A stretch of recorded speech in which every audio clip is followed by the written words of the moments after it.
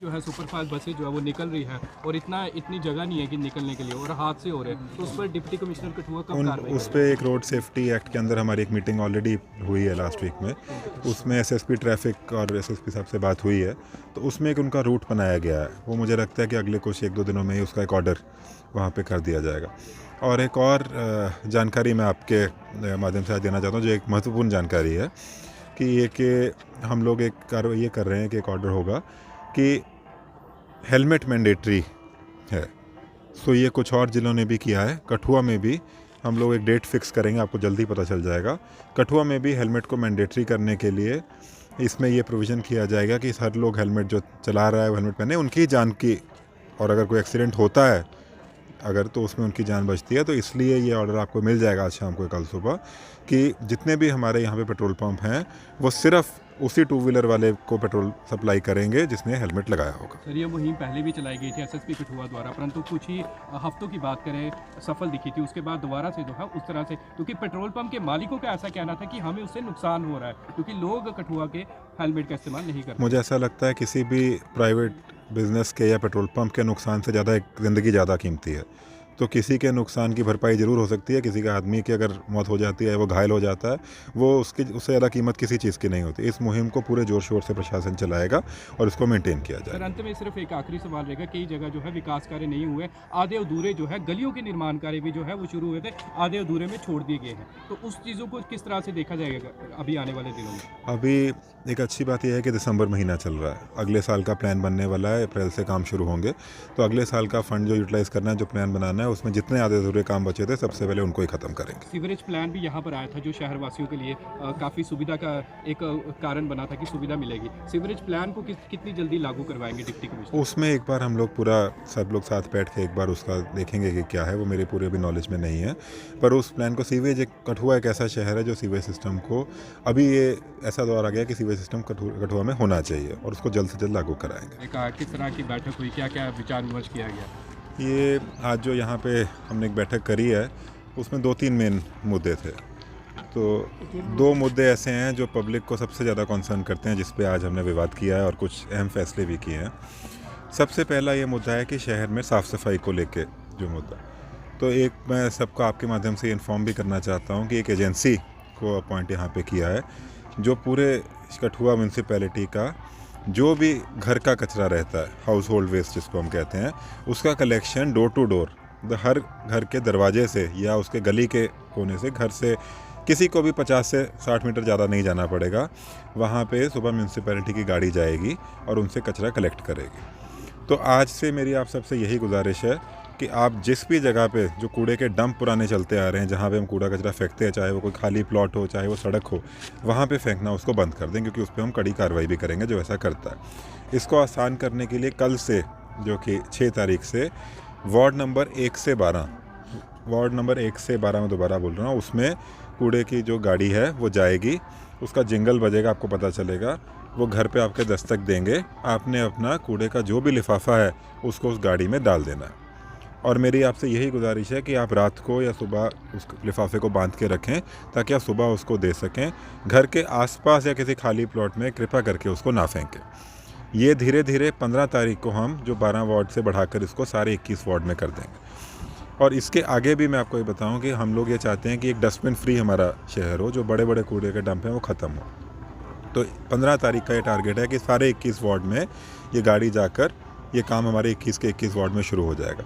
वहाँ से ये गाड़ी उसको लेकर जाएगी जो हमारी सॉलिड वेस्ट डंपिंग साइट है, वहाँ पे इसकी प्रोसेसिंग होगी और इस प्रोसेसिंग के बाद इस कूड़े को एक साइंटिफिक वे में डिस्पोज किया जाएगा, ताकि कहीं पे भी हमारा कोई कूड़े कचरे का ढेर ना बने। सर, एडमिनिस्ट्रेटर बनने के बाद आप पहली दफ़ा यहाँ पहुँचे हैं, क्या कुछ और बदलाव कठुआ के लोग या कठुआ शहरी इलाका जो है वो देख सकेगा आपके नेतृत्व में? सबसे बड़ा जो ये है कि बड़ी लोगों की समस्या ये है कि जो जितने भी कर्मचारी हैं, चाहे वो सफाई कर्मचारी हो, चाहे सुपरवाइज़र हो, वो लोगों की तकलीफ़ ये है कि वो काम नहीं करते हैं, लोगों के गलियों में नहीं आते हैं, टाइम पे नहीं आते हैं, जब बुलाएं तब नहीं आते हैं। तो ये बहुत ही एक स्ट्रिक्ट मैसेज उनको पास कर दिया गया है कि सुबह 7 बजे से वो लोग फील्ड में रहेंगे, और जो एक सरकारी नौकर की शिफ्ट होती है, 8 घंटे काम करना है, 8 घंटे अटेंडेंस लगा के काम करना है। दूसरा जो है फैसला ये किया है कि बिल्डिंग परमिशन में लोग तंग रहते हैं, कि बिल्डिंग परमिशन मिलती नहीं है या कि बहुत चक्कर लगाने पड़ते हैं और अलग अलग लोगों को तरह से मिलना पड़ता है, बिल्डिंग परमिशन मिलती है। ये भी मैं आप एक सबको आज माध्यम से कह रहा हूँ कि बिल्डिंग परमिशन का एक सिस्टम हम स्ट्रीमलाइन करेंगे। आप सब लोग बिल्डिंग परमिशन ऑनलाइन अप्लाई करें। 30 दिन का पीरियड है बिल्डिंग परमिशन देने का, मैंडेटरी जो सिटीजन चार्टर बोलता है। 30 दिन से 31वां दिन नहीं आएगा अगर कोई दिक्कत नहीं है तो। और जिनके छोटे घर है या छोटी दुकान है उनको 15 दिन के अंदर ही हम परमिशन देने की कोशिश करेंगे। अगर नहीं मिलती है तो आप डायरेक्टली मेरे को उस मामले में मिल सकते हैं। अगर कोई इसमें किसी तरह की कोई डिमांड करता है तो फिर आप उसमें मेरे को डायरेक्टली मिलके उसकी कंप्लेंट ज़रूर दर्ज कराएं।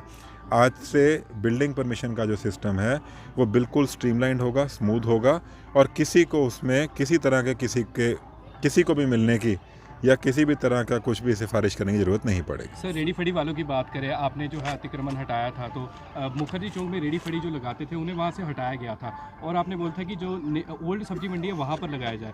और हम ये देख रहे हैं कि ये तर्क दिया गया था कि ट्रैफिक ज़्यादा होती है तो उसके कम करने के लिए रेडी फड़ी वालों को उठाया गया, परंतु वहाँ पर एक तो टैक्सी स्टैंड बन गया हुआ है, टैक्सी लगी है।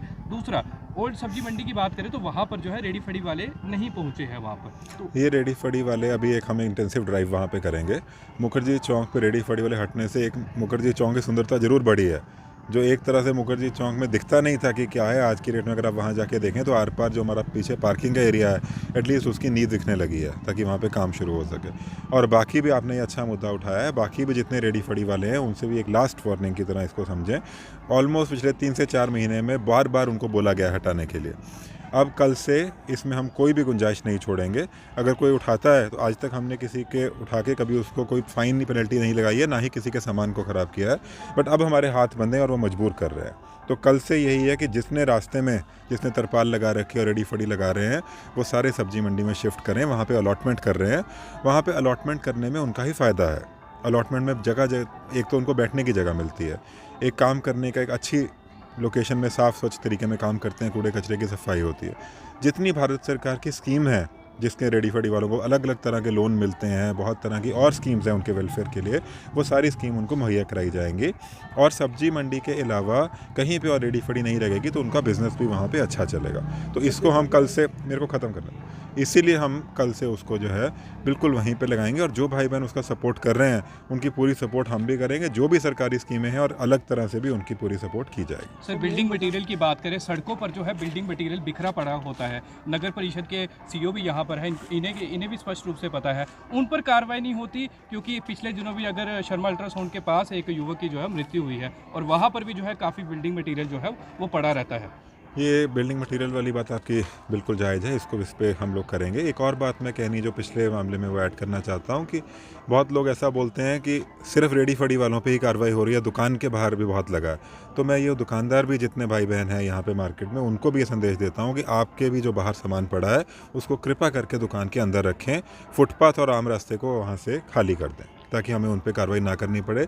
ये कार्रवाई कोई सिर्फ किसी एक तरह के व्यवहार पे नहीं है, ये पूरे शहर को एक ऑर्गेनाइज तरीके से चलाने की एक कोशिश है ताकि सबका बिज़नेस अच्छा चले। बिज़नेस करने में अगर कमाई करेंगे, रोज़गार करेंगे तभी बिज़नेस आगे चलेगा और इसमें प्रशासन उनके साथ है।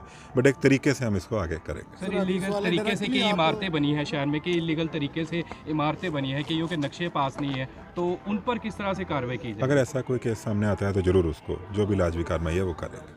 सर, डायरेक्टली ऑब्जर्व करेंगे आप म्यूनसिपल कठुआ को जो पेंडिंग वर्क पड़े हुए हैं, जिस तरह से हम पाथवे की बात करेंगे और भी मल्टीपर्पज प्रोजेक्ट, उन्हें कब तक पूरा किया जाएगा और कितनी तेज़ गति से अब किया जाएगा, क्योंकि डायरेक्टली गवर्नमेंट जो है वो लुक आफ्टर कर रही है। ये तेज़ गति उसमें करने की पूरी कोशिश हम लोग करेंगे। तेज़ गति कितनी होती है इसका तो जो फल है वो आप ही देखेंगे और कठुआ के लोग ही देखेंगे। बट कोशिश पूरी ये रहेगी पूरी टीम की, ऑफ कोर्स आप सब लोगों के और शहर के सहयोग के साथ, कि उसको जल्द से जल्द, आज ही हमने उसकी इसके बाद आपसे मिलने के बाद उसकी एक मीटिंग रखी है, तो उसमें जितने कॉन्ट्रैक्टर हैं सबको बुला के हम इसमें जरूर उसमें सारा काम सर, करेंगे। पार्किंग का मुद्दा अभी तक हल नहीं हो रहा, क्योंकि आप कह रहे हैं कि ब्यूटिफिकेशन के लिए आप काम कर रहे हैं, बड़ी अच्छी बात है, पर मुखर्जी चौक की अगर हो बात जाएगा, आप बड़ी उसको ज़्यादा- आने वाले दिनों में ही, कुछ दिनों में ही आप देखेंगे पार्किंग। स्ट्रे डॉग्स का जो कम्यूटर्स जितने भी जाते हैं, स्ट्रे एनिमल्स उनको तंग करते हैं, चाहे स्कूली बच्चे हों या बुजुर्ग हों, उनका बड़ा एक आतंक सा फैला हुआ है, उसे आप इरिटेट करने के लिए किस तरीके के उठाएंगे? उसमें आपके अगर कुछ सजेशन दीजिए, उस हिसाब से उसको आगे देखते हैं।